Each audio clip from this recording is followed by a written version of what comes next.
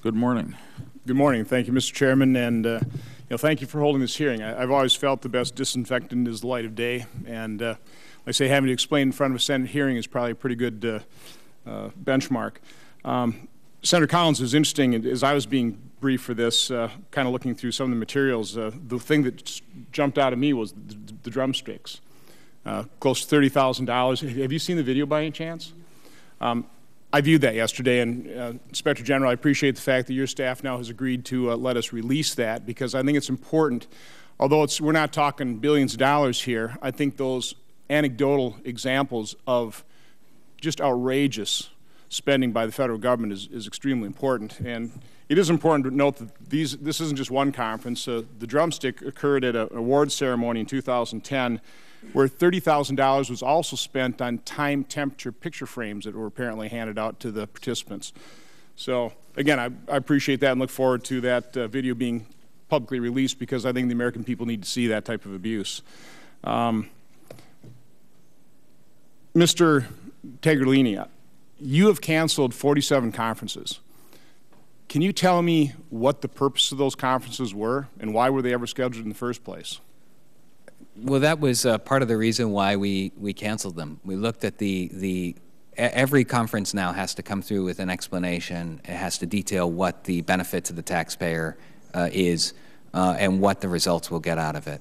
And in some cases, a valuable conference, the GovEnergy conference, there was just so many flaws in the way it was constructed that we referred it to the Inspector General for additional analysis. We had our legal team look at it. And while we thought that there was value to the conference, we didn't think we could explain or justify the mechanism by which the conference was put together. Other conferences, frankly, we just didn't feel that there was sufficient justification for us to use taxpayer money to send people to them. Can you describe what some of those things were about? Because my guess would be those have been going on for decades. They're going on today in other agencies. So I just want to get an explanation of what are some of these government conferences all about. Well, I think the primary focus is to bring people together and to improve their training opportunities, to exchange ideas, to build connections and relations. And so there's nothing in principle wrong with a conference. The question is, are there other ways to do it? Are there other means of making those connections? Are there other events such as our annual Expo event where people could do it instead? And so that's really been our test, is to really push back on the organization and say, listen, it's very important that we recognize the limitation we're facing with these resources, and it's important that we look at different ways for us to get whatever value they thought they were going to get out of that event. Of the conferences that you are going to allow to go forward, what are those about? Those are about training, and those are about connections between vendors, particularly small businesses, and the agencies they serve.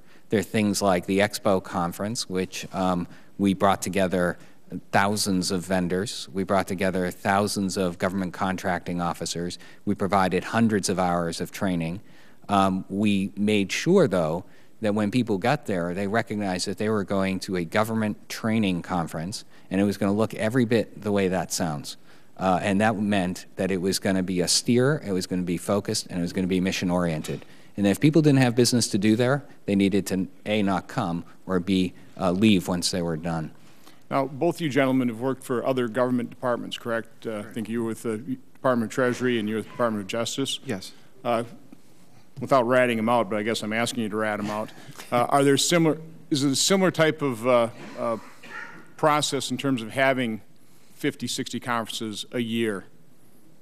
I'll start with you, Mr. Tagliolini. Well, I came from the Treasury Department, where I know from the Secretary down, we took very seriously our stewardship of taxpayer resources. So certainly in the 3 years I was there, I never saw anything like that. Mr. Miller? Neither have I.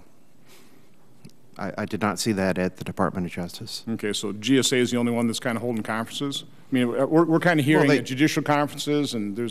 They would have conferences, usually training, and it would be at the National Advocacy Center in South Carolina, and they would train AUSAs and trial attorneys, those types of conferences, and they would have a heavy agenda of substance substantive what would those things typically cost? I mean, was a typical budget for those things hundreds of thousands of dollars?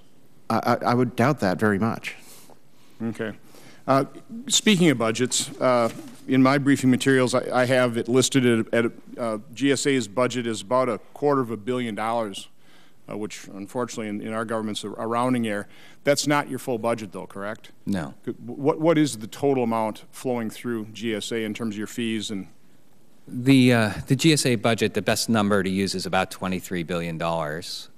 There are about another $40 billion, as the chairman pointed out, that flow through our vehicles, but not directly through GSA. As a business person, when you see some department that's really out of control, you either eliminate it or you drastically cut its budget. I'm highly skeptical when you see the comments going back decades about how out of control this agency's been, that we're going to be able to do it as you know, phenomenal as you may be in terms of managerial abilities, being able to get this under control. I really do believe in many cases these agencies just have to be cut. What % cut in terms of a budget could the GSA live with? And wouldn't that be really the best way to force efficiencies? Well, I would be concerned about doing any kind of across-the-board cut. I mean, I think the really important thing is to look at the mission that the GSA supports. But haven't people been doing that for decades and simply not being able to get control over it? Well, I think part of the concern is, for instance, on the federal facility side, we need to make sure that we're not cutting the budget so badly that we can't take care of the facilities.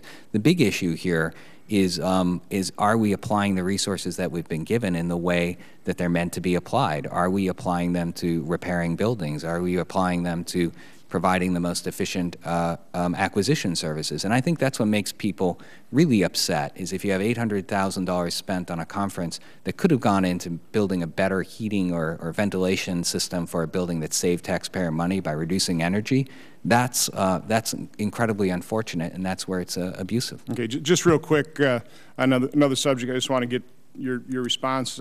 I sent a letter on April 30th about the U.S. Green Building Council's LEED program. Right.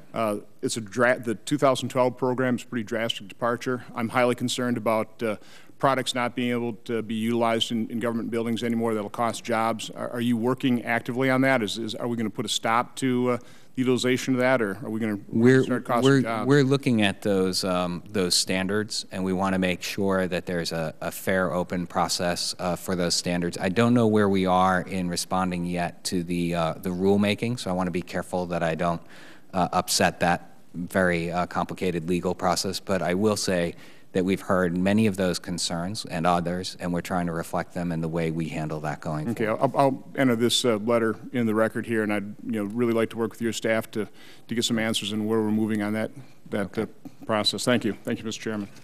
Thanks very much, Senator Johnson. Senator McCaskill, thanks for being here.